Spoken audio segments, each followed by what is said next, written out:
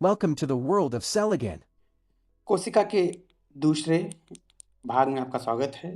Welcome to the second part of cell. हमने कुछ बातें कर ली थी पार्ट 1 में। जिन्होंने नहीं देखा है उस वीडियो को, मैं यहाँ पे आई बटन पे कर दे रहा हूँ, उसको आप आराम से पहला पार्ट देख लीजिएगा ताकि दूसरा पार्ट आपको आसानी से समझ में आ जाए। ओके, तो हम स्टार्ट करते हैं। हम आज बात करेंगे लाइसोसोम्स के, लाइसोसोम की। आइए देखते हैं कि सेल में लाइसोसोम कहाँ पे पाए जाते हैं। यहाँ पे हम चलते हैं लाइसोसोम की तरफ। ये हमारे लाइसोसोम्स, ये आप देख रहे होंगे, एक थैली की तरह संरचनाएं होती हैं। ये लाइसोसोम के बारे में बात करें हम,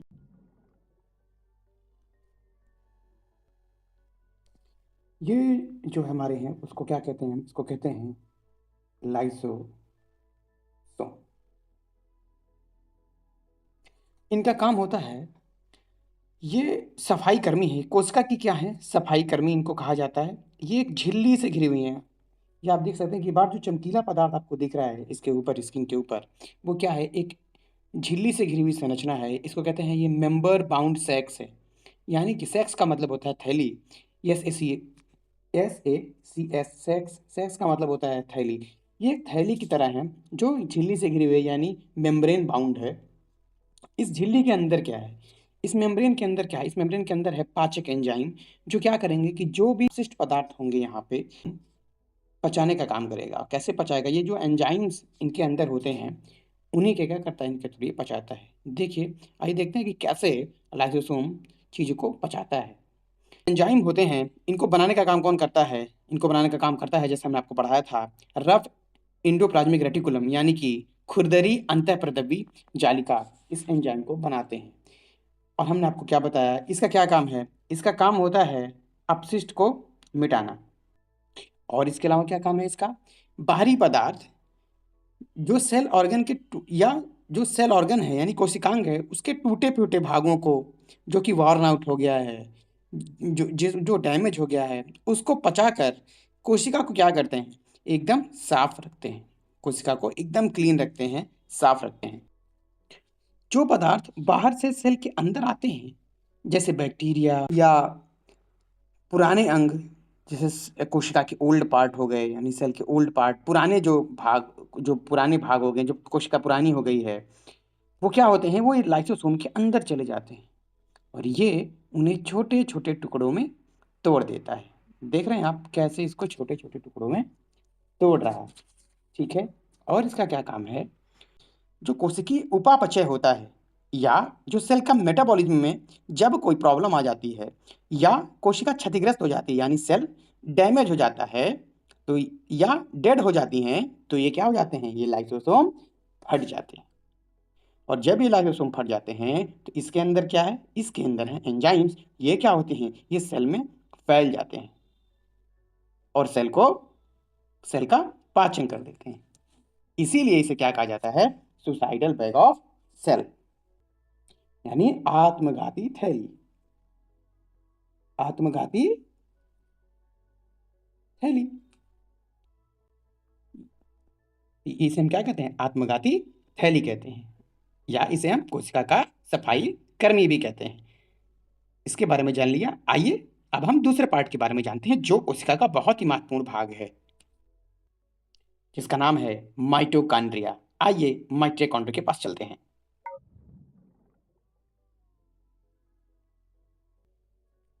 ये जो माइटोकॉन्ड्रिया है, ये इसकी खोज की थी एल्बर्ट वॉन कोलिकर ने की थी।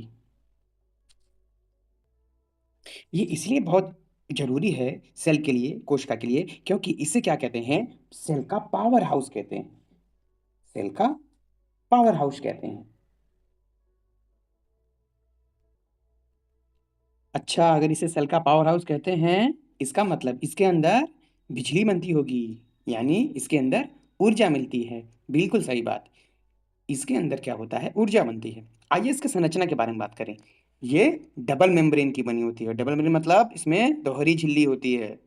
जो बाहरी मेम्ब्रेन है उसमें छेद होते हैं, आप देख पा रहे हैं, इसके जो बाहरी मेम्ब्रेन है उसमें छेद हैं। ओके। और जो अंदर वाली जो है, ये वलित है, वलित मतलब फोल्डेड है यानी कि मोड़दार है। ये देखिए आप, ये अंदर वाली देख रहे हैं आप, ये देखिए, ये क्या है, फोल्डेड है। इस कुछ इस तरीके से है, मोड़दार है। ये मोड़दार क्यों है? ये मोड़दार इसीलिए है क्योंकि इसमें बनता है एटीपी। जो हमारी ऊर्जा बनती है एटीपी के फॉर्म में बनती है, और ये एटीपी बनाने वाले रासायनिक क्रियाओं के क्षेत्र को बड़ा बनाती हैं। जैसे टेढ़ा मेढ़ा अगर रास्ता है तो आपको ज़्यादा दूर चलना पड़ेगा, सीधा रास्ता है तो आपको कम दूर चलना पड़ेगा। तो ये क्या करती हैं, रासायनिक क्रियाओं के क्षेत्र को बड़ा बनाती हैं। जो टेढ़ी मेढ़ी संरचनाएं हैं, जो टेढ़ी मेढ़ी हैं, इसकी वजह से रासायनिक क्षेत्र को बड़ा बनाते हैं। हम जो भी काम करते हैं, हमें कार्य करने के लिए ऊर्जा चाहिए होती है। जैसे कि हमें खेलना है, हमें खाना भी खाना है, हमें खाना पचाना भी है, इसके लिए भी तो ऊर्जा की ज़रूरत है। तो हम जो भी कार्य कर रहे हैं उसके लिए ऊर्जा की ज़रूरत पड़ती है, और ये ऊर्जा हमें कहाँ से मिलती है? बिल्कुल सही, माइटोकॉन्ड्रिया से। इसी माइटोकॉन्ड्रिया से हमें मिलती है। अच्छा, ये एटीपी का फुल फॉर्म क्या होता है? एटीपी का होता है adenosine try phosphate. Adenosine try phosphate. याद रखिए, एक ग्लूकोज के टूटने से 36 एटीपी बनता है, लेकिन ये 36 एटीपी में से 2 एटीपी इसको बनाने में खर्च हो जाता है। तो हम ये बोल सकते हैं कि एक ग्लूकोज के टूटने से हमको 34 एटीपी एनर्जीज मिलती हैं, जिससे हम क्या करते हैं, अपनी सारी क्रियाएं करते हैं, कोशिका के अंदर या सेल के बाहर। और ये एक सबसे खास बात इसके बारे में, ये एक ऐसा कोशिकांग है, ऐसा सेल का ऑर्गन है जिसमें खुद का डीएनए होता है और राइबोसोम नहीं होता है। अच्छा, अगर खुद का राइबोसोम है इसका मतलब, जी हाँ, इसका मतलब ये अपना प्रोटीन खुद बनाते हैं। तो है ना ये हमारे लिए बहुत अच्छा पार्ट। आइए अब हम बात करते हैं अपने नए सेल के दूसरे कोशिकांग, सेल ऑर्गन के बारे में, जिसका नाम है वैक्यूल्स, या इसको हिंदी में कहते हैं रिक्तिकाएं या राजधानी। ये क्या है? ये स्टोरेज सेक्स हैं। स्टोरेज सेक्स का मतलब होता है, ये भंडारण की थैलियां हैं। ये क्या करती हैं, सॉलिड हो या लिक्विड हो यानी ठोस हो या द्रव हो, उस पदार्थों को संग्रहण करती हैं। इसीलिए इनको कहा जाता है सॉलिड या लिक्विड पदार्थों की संग्राहक थैलियां हैं। एक बात और, ये जो हमारे वैक्यूल्स हैं जिसे आप देख रहे हैं, ये राजधानियां, ये वैक्यूल्स जंतु कोशिका में छोटी पाई जाती हैं, लेकिन पादप कोशिका में यानी पौधों की कोशिका में, प्लांट सेल में ये बहुत बड़ी होती हैं। ये क्या करती हैं, ये अपचयित पोषक तत्वों को संग्रहित करती हैं। इनमें कोई एंजाइम नहीं होता, ये भी एक तरीके की सफाई कर्मी ही है। इसमें कोई एंजाइम नहीं होता, मतलब ये पाचन नहीं करती, सिर्फ और सिर्फ संग्रहण करती हैं।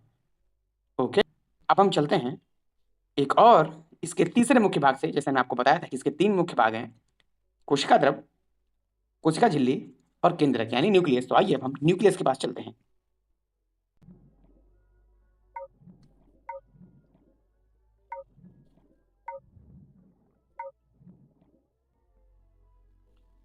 ये हमारा न्यूक्लियस, जिसे कहते हैं केंद्रक।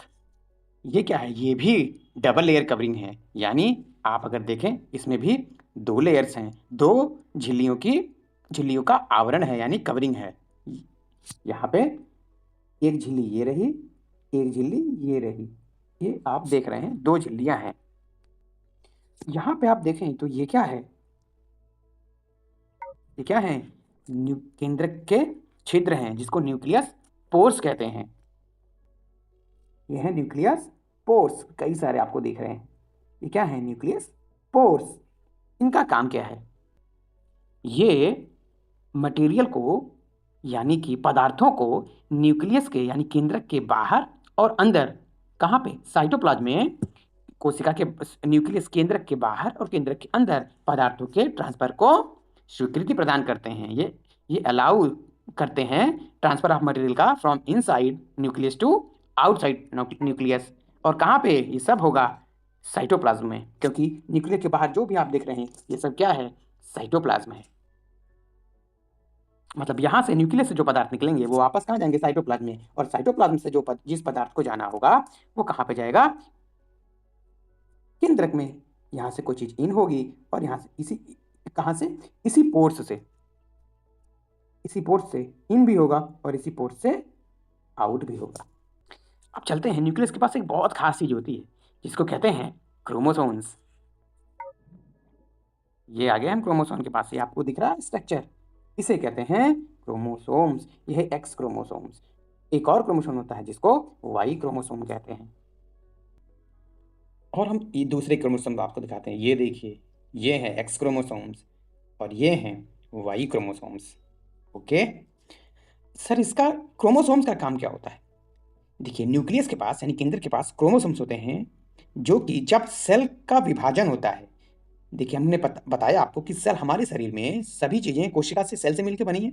हजारों कोशिकाएं हैं और हर दिन क्या होता है, कोशिकाएं मृत भी होती हैं और नई भी बनती हैं। तो जब भी नई कोशिका बननी होती है, जिससे सेल का डिवीजन होने वाला होता है, तब क्या होता है, ये क्रोमोसोम जेनेटिक यानी आनुवांशिक गुणों की जो सूचनाएं होती हैं, वो माता पिता से डीएनए अणु के रूप में अगले संतान में जाता है।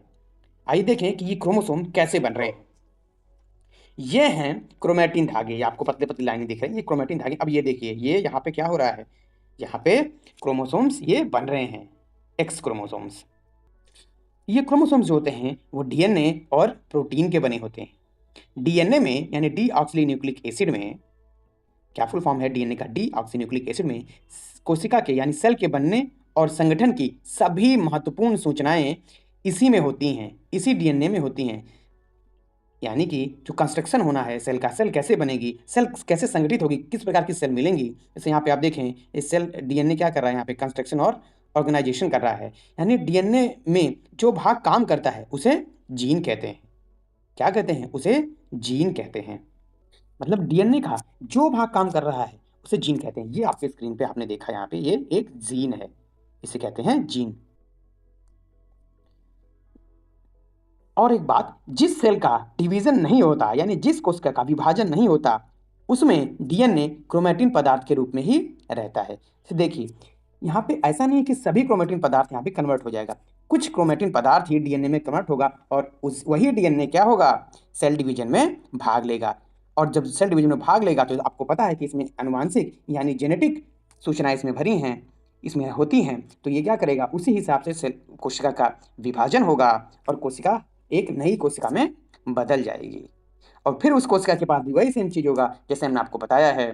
गोल्गी बॉडी होगी, माइटोकॉन्ड्रिया होगा, और क्या होगा, वैक्यूल्स होंगे, अंतःप्रदावी जालिका यानी एंडोप्लाज्मिक रेटिकुलम होगा, गोल्गी अपराटस। ये सब चीजें वापस एक कोशिका की तरह हो जाएगा। तो उम्मीद है आपको कोशिका की अच्छी समझ बनी होगी। और ये पूरी की पूरी एनसीईआरटी बेस्ड वीडियो है। तो अगर आपको अच्छा लगे तो उसको शेयर करें और ज़्यादा से ज़्यादा घर आराम से इसके साथ पढ़ें। और नेक्स्ट वीडियो हम किसी और टॉपिक पे लेकर के आएंगे। Thank you. वीडियो देखने के लिए आप लोग का बहुत बहुत आभार।